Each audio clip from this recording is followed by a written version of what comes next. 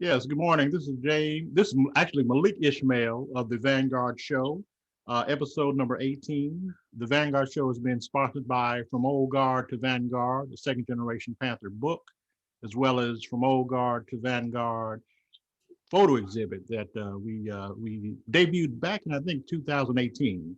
But I definitely want to welcome everybody in. And we have an extra special guest in the building today. This is a long time coalition comrade. His name is Peace Punk, but we always call him Jay back in Los Angeles.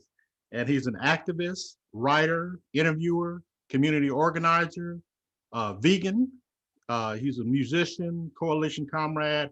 And as I told him before we got on today, he was my inspiration to continue the Vanguard Show remotely once I left Power 108.9 with Brother Michael McFadden, and decided that in lieu of the pandemic, there was another way to definitely talk and reach out to activists. So I definitely want to thank you, Comrade Peace Punk, and definitely appreciate you. And we have also a special guest co-host today.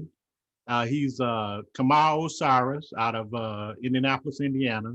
He was with the Panther Vanguard representing us there, and he's on the line as well. So we'll be definitely going back and forth with questions for Comrade Peace Punk. And brother, yes, go ahead, brother.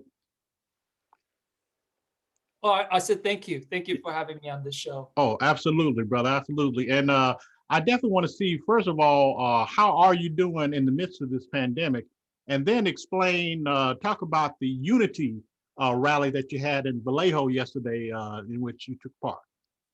I went there to go support and stuff because there's been a couple different rallies. I met United Players. Rudy. I saw Rudy speak at United Players, and I also saw JB from Asians with Attitude and stuff at different rallies. So I've been following them online, and they post all the upcoming events and everything. So I went to that, and also they had one in Oakland a couple weeks ago. That one was huge. Right. But the one was yesterday was interesting. It was organized by bikers. I saw that. There was all these different biker clubs, and like it was whole different. It was really awesome. Wow. And I did notice that you had a few dynamic interviews recently, especially. Talk about some of those interviews, and then I'll get Kamau to ask you a question as well. But talk about your recent interviews. Oh, the recent interviews was Rudy from United Players and JB from Asians with Attitude. Okay. So up here in Northern California, it was really interesting because Asians with Attitude, the Oakland chapter, they all grew up in the hood, and they're like Asian Bloods and Asian Crips and stuff. They're getting all people together and also working with Black folks and everything. So it's mostly from the streets. And then there's Rudy from United Players, and he's really amazing. He works with people from prison. He's like, they have a center in San Francisco. They do after school program, and they help out kids, and they do a workshop. They actually have a website too. You could just Google United Players, PLAYAZ. And then they have all the OGs who came out of our prison, and they speak also as well. And they're trying to stop all the violence that's going on the streets and everything. But United Players is like all mixed race. So there's like Asians, Blacks, everybody in it. But it's mostly all like the OGs and people who got out of prison and stuff. And they're doing like community work. Really amazing people though.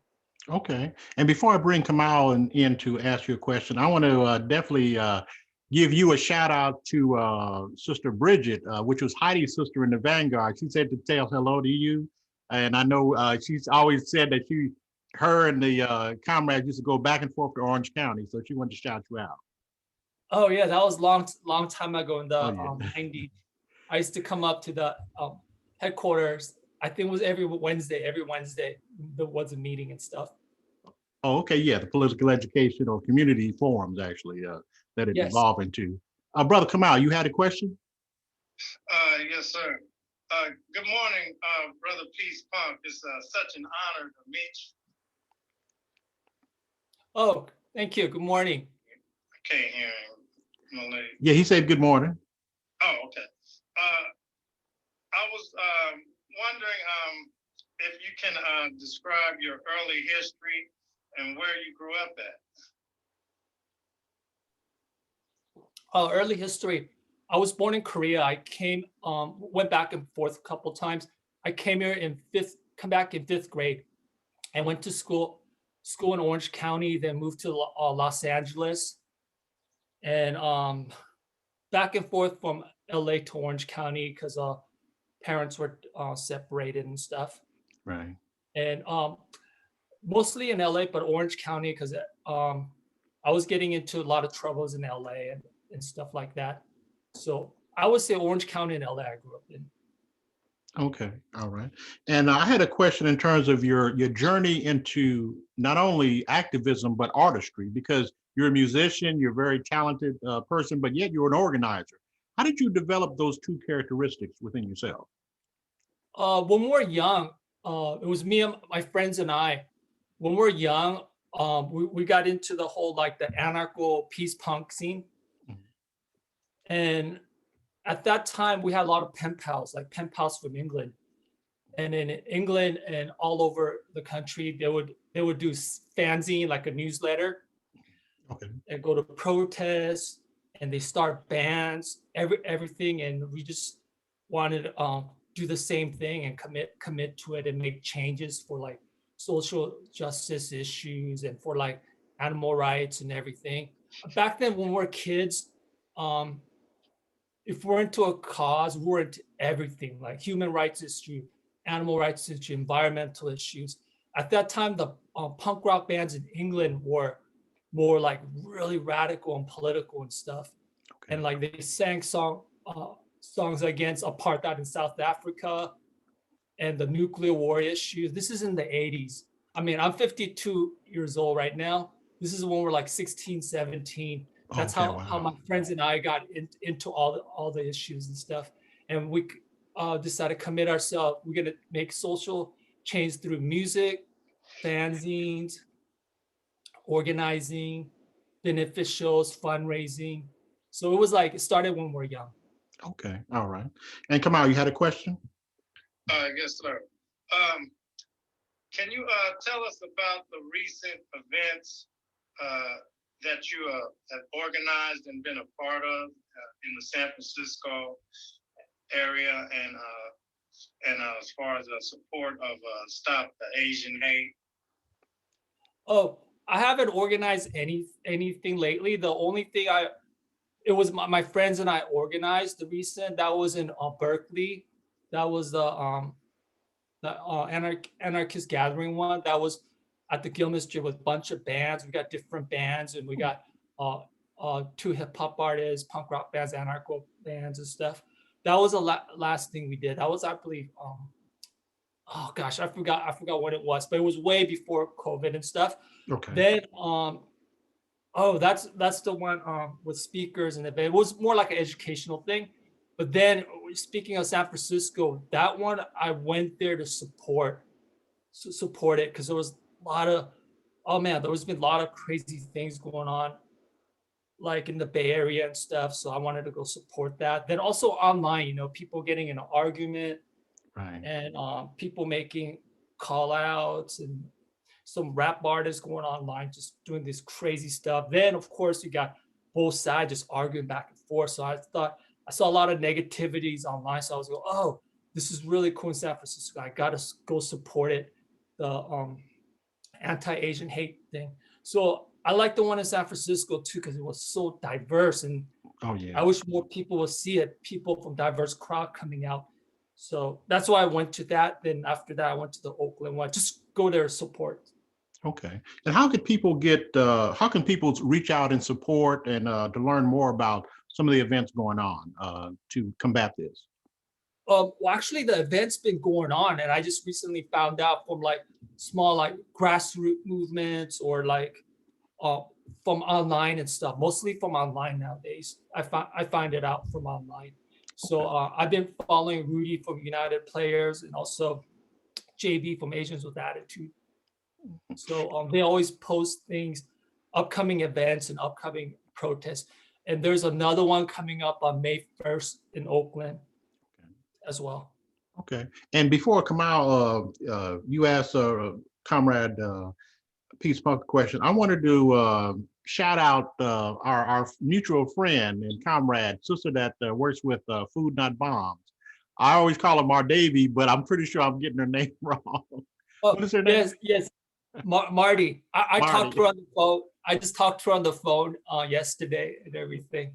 Oh, yeah, wow. She's doing all these yoga classes to raise money for Food Not Bombs. Yeah. Actually, I did. I was honored to contribute, and we're going to definitely have to get her on the Vanguard show really soon. So, Kamau, you had another question, brother? Yes, I did. I was wondering, how did you find out about the Panther Vanguard? Oh, wow. I'll try to make this short as possible. Or you could stretch it out. It was in the late 80s. At that time, I was kind of like not that educated. So in the late 80s, I was walking around, I think Hollywood Boulevard, and this guy was selling all this Black Panther shirts and Malcolm X and all kinds of stuff. It was all laid on the ground.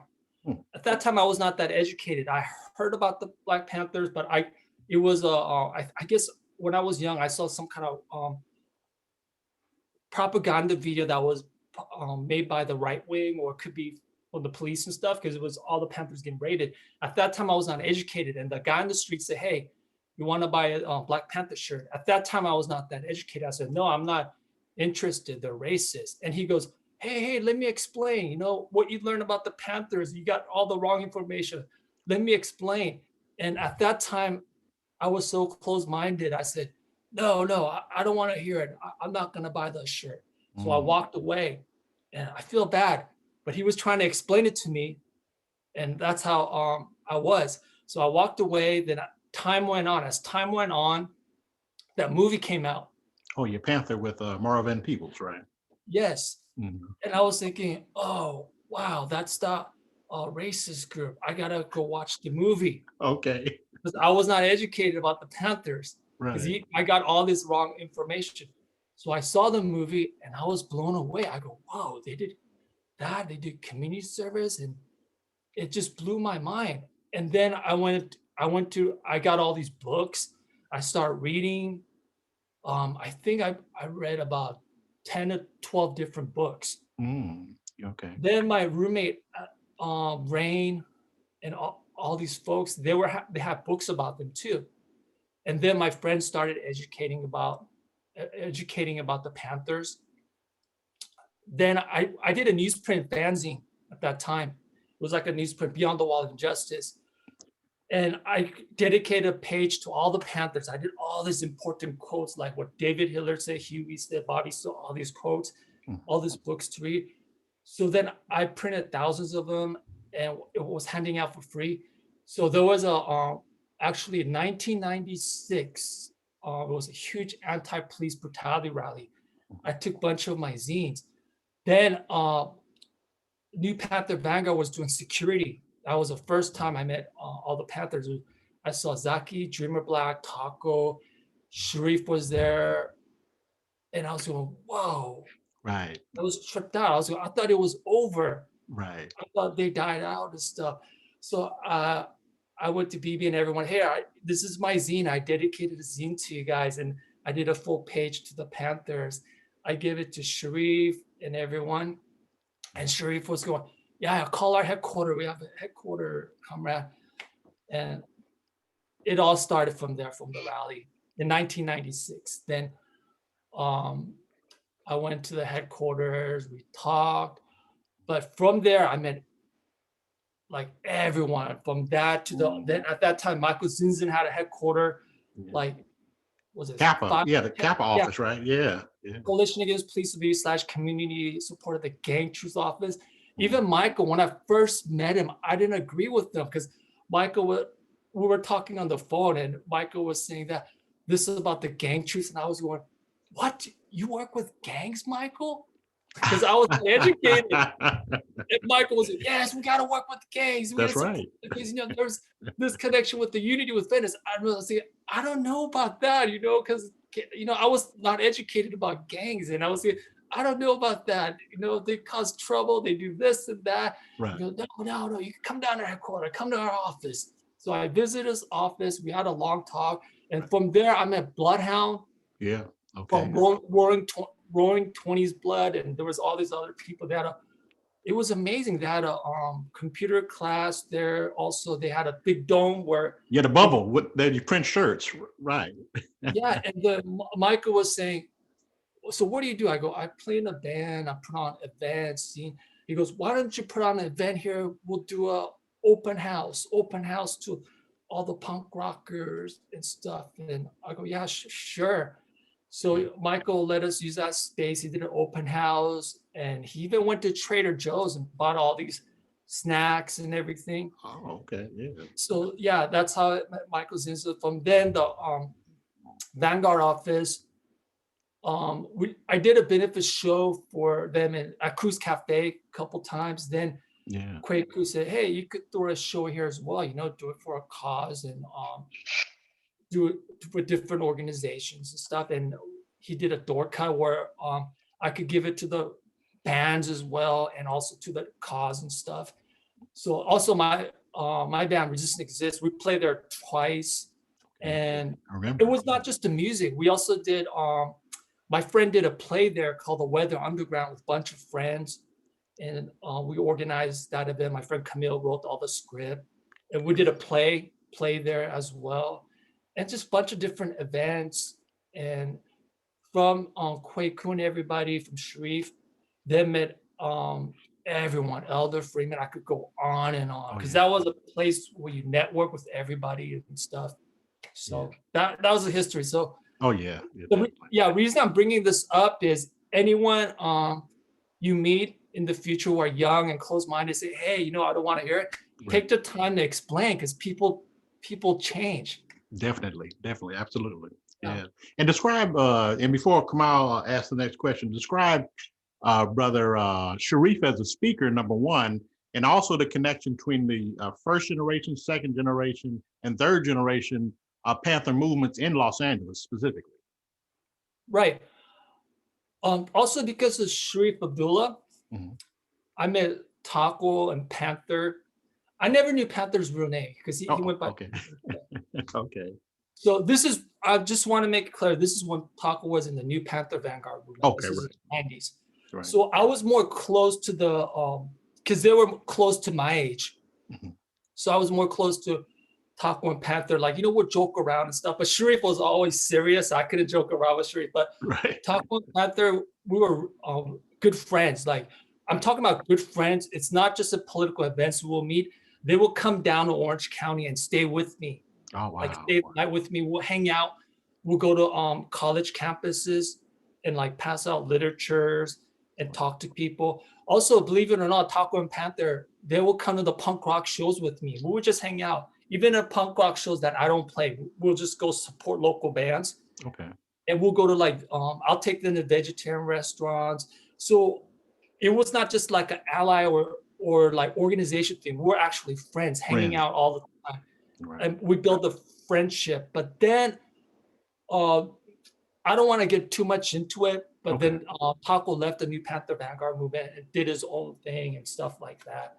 But I haven't talked to him for a long time. That's a whole different story. But yeah, we used to be all really close and hanged out together, did a lot of stuff with the whole everything. Just hang out as a friend. It was not just political thing or anything. It was a friendship and everything. Right on. Yes. And Brother Kamau, you had another question? Yes, I did. I was also wondering, how did you become a coalition comrade with the Vanguard? Oh, I don't know how I became the coalition comrade. Maybe because hanging out and going to the Wednesday forum and going to all the rallies, like crack the CIA and anti-police brutality rallies. So like, I don't know what happened. We just kept hanging out. Oh, okay. All right. Okay. And then like Sharif will take us all into that bus. Oh yeah. There was the prison. Was it free bus in the prison bus we used to use, but we use it for a lot of stuff. It was just crazy because we were all in the bus going to a rally, and I was the only punk rocker by myself with my hair all fucking charged out. I remember. I was thinking maybe I should go separately because having a punk rocker is not a good idea. It's all about the people. And then you have all the Panthers marching out on the bus at a rally. Then there's this guy with the spiked hair, and after that, I was thinking, I'm gonna volunteer. I didn't tell Sharif. I was thinking, I don't think that's a good idea because Panthers, you have this punk rock guy, crazy hair. Right. And they gave me a nickname in South Central. They would call me Spike Lee because I would have my hair all crazy. Spike Lee and all that. Oh, also just really quick, the reason I use the word peace punk on social media is I try not to use my real name because my job is I'm a lifeguard instructor, aquatic supervisor and stuff. Yeah. So I didn't want my job to find out. That's why you always use the word peace punk, peace punk. Oh, I understand. Because the thing is, kids are really smart these days and stuff. A couple of years ago, kids found out that I was in a band, punk rock and stuff, and the kids will not take me seriously. Mm. That's the reason I don't use my real name. I don't want my work to find out and stuff. Oh, I understand that. And also tell us about your website, Soy Noise. Oh, Soy Noise is my YouTube channel. Right. I have over I believe 500 videos, all kinds of stuff from protests to events to interview. It's something I want to document because as we get older, I could look back on the friends, the events, and we could look back in time, and also, people could get the idea of what we did and stuff. Yeah. Website is DIYzine.com. Those are all the events. Oh man, we had like small events, big events where we get like, if you go to DIYzine.com, like Anarchist Gathering, Anarchist Book Fair, you would see all the OG Panthers coming out and did like, if you look at the pictures, there's like speakers like Michael, Wayne Farr, everyone, they always came and support the event. And this was in the 2000s too, not just the 90s. As time went on, because I always kept in touch before they passed away as well. Even with Elder Freeman, if you go on my also personal thing, it's not only, like I said earlier, it's not just political event we'll hang out. We'll even hang out and just go for a coffee. It's more like a friendship and stuff. And we'll take pictures together at a coffee shop and stuff like that. So just showing solidarity and going beyond solidarity as a friendship too. That's what I would tell people, because when I moved to Northern California, somebody asked, hey, how did you get the Panthers to come up and stuff at your events? And I would say, don't just invite them to a political event, be friends with them, hang out with them as a friend. Just, even go to a coffee shop, go to their pad, or invite them to your house, just connect a friendship.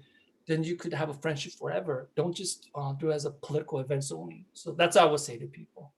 Okay. And Kamau, did you have another question, brother? Yes, I was also wondering if you had any other platforms and programs. Also, I was wanting to let you know as well,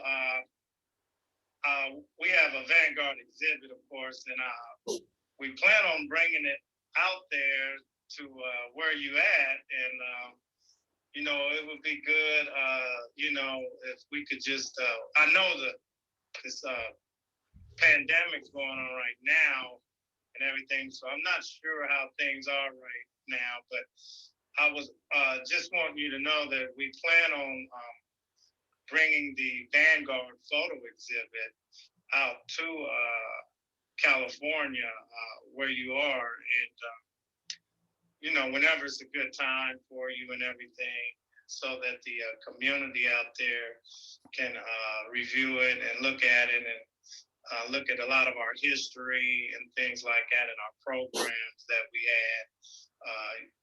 back in the day, you know, when we was had formed and everything, and was active and was working with you and all that. Part of history and information for everybody. So, you know, but other than that, I was also like, you know, just wondering if you had any other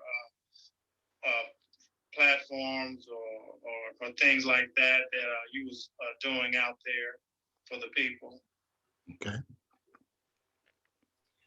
Yes, the Vanguard. I already saw it online. It's amazing, all the photo exhibition you guys do and everything.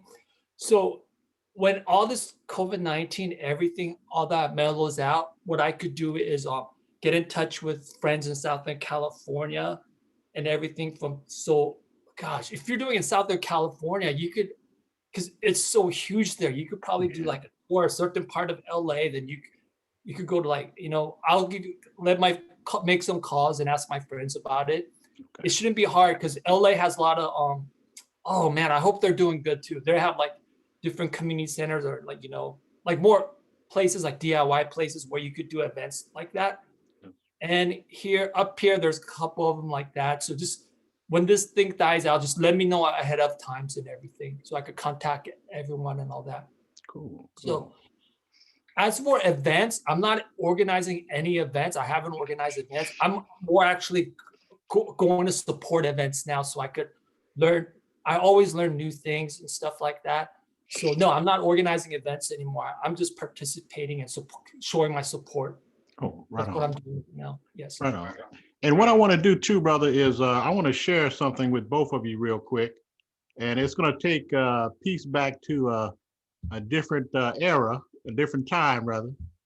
Let's see. Let's see if I can share it here.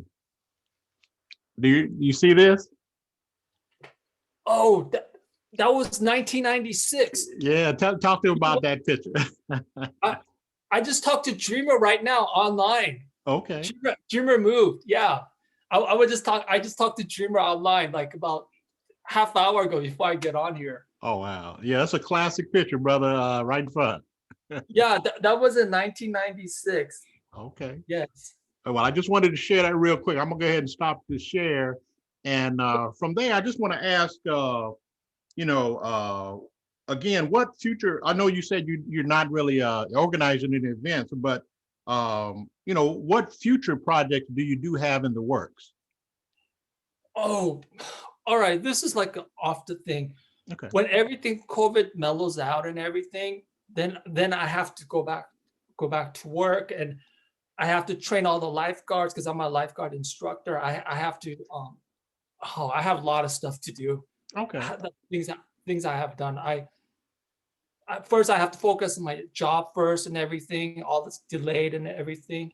Yes. But then from there, if you're talking about political events, I'm learning right now because up here, Northern California is really different from Southern California. Okay. I'm still learning. I know this is gonna sound crazy. I'm still not used to Northern California because oh wow, it's so different. Yeah, it is a different vibe.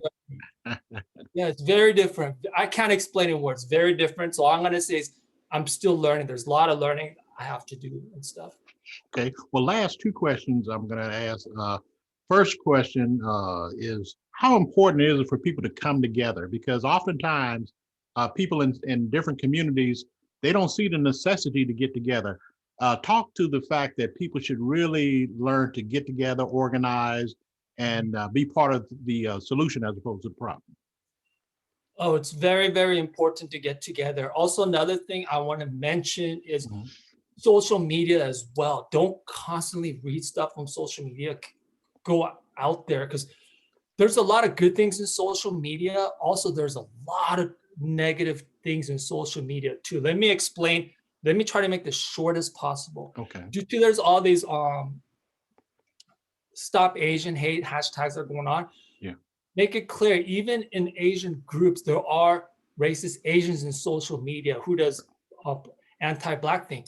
And also in social media, there are like rappers, which I'm not going to mention name. They do that shout out, call out to attack Asians, this and that. So I try to stay out of that negativity and stuff. I mean, once in a while, like if there's other Asian group who are being racist, I go in that group, try to explain.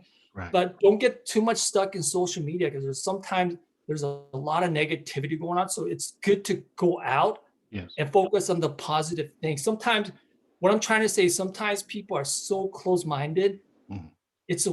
You try to, no matter how much you try to explain to them, and you can't. Because if you look at the profile, you don't even know for sure if it's the actual person. Because let's say, I'm putting an example, Instagram, like somebody kept commenting like all this racist stuff. Then I look at the profile, it's private.